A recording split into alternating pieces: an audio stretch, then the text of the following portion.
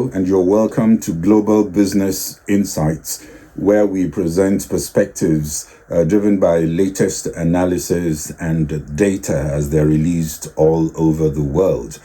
Nvidia broke records as it added $250 billion in stock market value in a single day, and saw its shares soaring up over 16% yesterday. This was on the back of a stunning earnings release and optimism on the artificial intelligence narrative, which sparked a worldwide wave of record highs in equity markets. S&P closed at a fresh record. Nasdaq Tech Heavy Index was up 3%, the biggest gain since February 2023. Japan's Nikkei also saw a new peak since 1989. This was as bond yields mostly rose as expectations of interest rate cuts in the first quarter abated.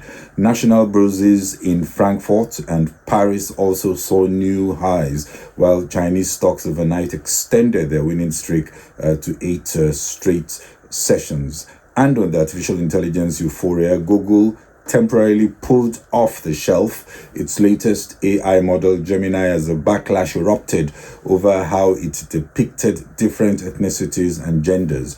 Gemini is trained not to respond to hateful prompts and to introduce diversity into its outputs. However, users say it has overcorrected towards generating images of women and people of color in ways and situations considered inappropriate.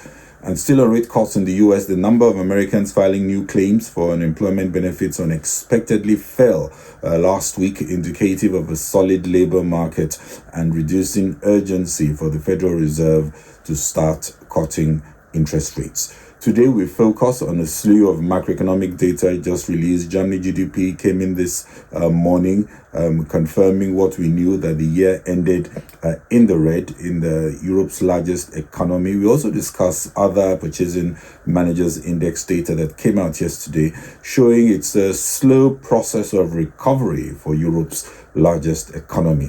We also got the latest UK consumer confidence figures down on fears of sticky inflation. We'll also talk about the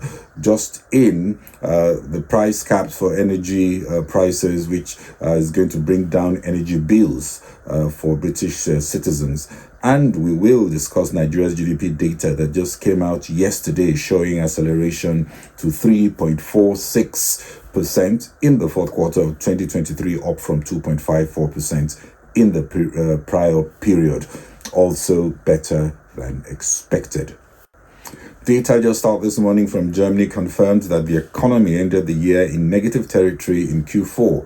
We also got other European and US macroeconomic data, and we'll talk about some of these.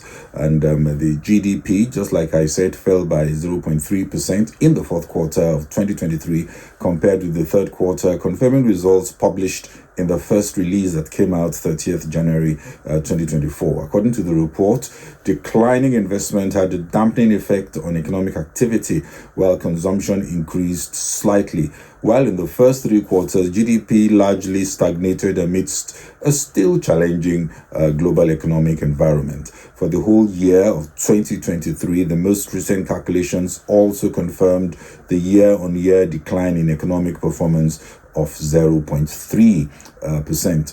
Also, in the first 3 quarters, GDP largely stagnated amidst the challenging global economic environment. But looking into 2024, the data is showing little improvements in economic activity. The preliminary February Purchasing Managers Index print for Germany showed manufacturing PMI at 42.3, lower than expected and lower than last month's 45.5. Germany's services PMI recovered, but still in contraction territory at 48.2 from 47.7 in December. A mild recovery at best. Europe composite PMI in February at 48.9 was marginally better than the 48.5 that was expected. That's the print that was expected, and 47.9 in January.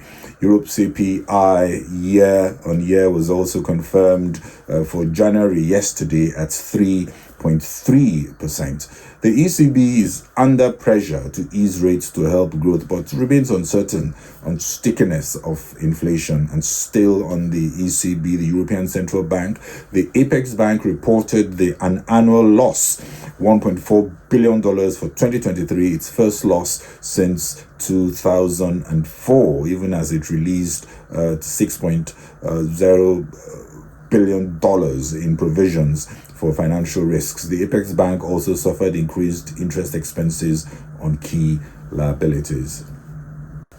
In the UK, energy prices set by the regulator OFGEM will see the price cap falling by 12% in April, reducing a typical annual bill by £238. The bill will go down by £238. The fall will mean a household using a typical amount of energy on average will pay £1,690 a year, the lowest for about 2 years, which will certainly help to bring down inflation. This came, however, as we also got this morning, the GfK Consumer Confidence Index down by 2 points to minus 21 in February, also below forecasts, reflecting a gloomier future outlook in the face of still high inflation.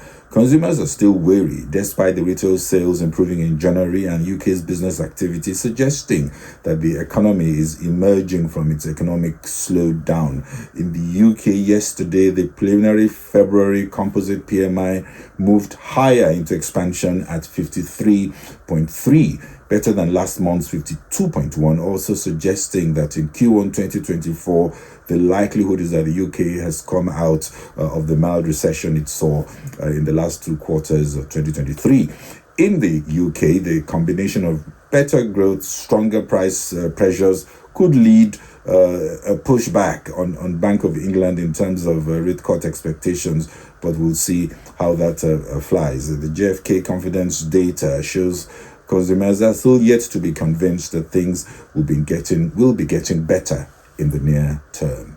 Meanwhile, in the US, composite PMI for February remained in expansion at 51.4, slightly less than 52 recorded in the previous month. Next Thursday, that's 29th of February, we will get the latest personal consumption expenditure index. That's the Fed's preferred measure, where core PCE is expected to have inched up by 0.4% month on month. This data, of course, will be key for the Fed on how to time rate cuts. And on rate cuts in the U.S., Fed Reserve Governor Christopher Waller yesterday said he wanted to see a few more months of data to confirm if inflation was moving towards the target before any action on cuts.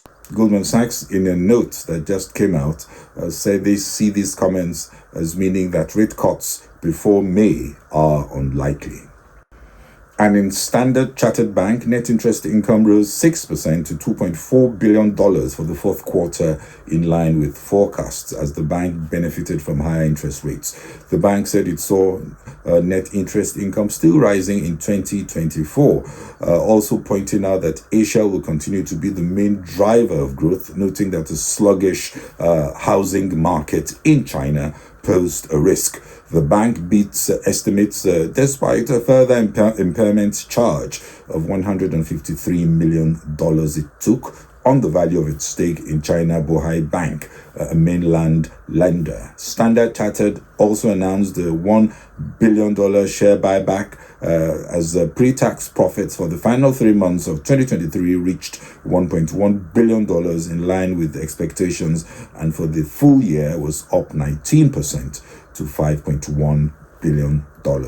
Standard Chartered, however, set out subdued, somewhat new guidance, saying it saw income growing at the higher end of 5 to 7% in 2024, lower than an estimate of 8 to 10% given last October. Global lenders are seeing higher interest rates, providing a windfall, which to some extent is offset by increasing impairment charges and the tougher context. But of course, they're also seeing impairment charges due to asset quality going down, potentially requiring higher provisions. Nigeria's gross domestic product grew year on year in real terms by 3.46% in Q4 2023. This was less than the 3.52% recorded in the fourth quarter of 2022 and better than the third quarter of 2023 of 2.54%. The services sector, that's the main driver of growth, saw growth of 3.98% and contributed 56.55% to GDP. Other growing sectors included the agri sector, up by 2.1%, also better than 2.05% in the fourth quarter of 2022. On an annual basis, GDP grew by 2.74% in 2023 relative to 3.1% in 2022. The quarterly growth data marked the 13th consecutive quarter of economic expansion, and it was the strongest in a year, driven mainly, like I said, by the non-oil sector. But there was a sharp rebound in the oil sector, which saw positive growth of 12.1%, ending over 3 years of contraction as production of oil increased to 1.55 million barrels of crude oil per day from 1.34 million barrels a year earlier. The Tinubu administration is targeting a growth rate of about 3.8% in 2024 and 6% or more in the coming years.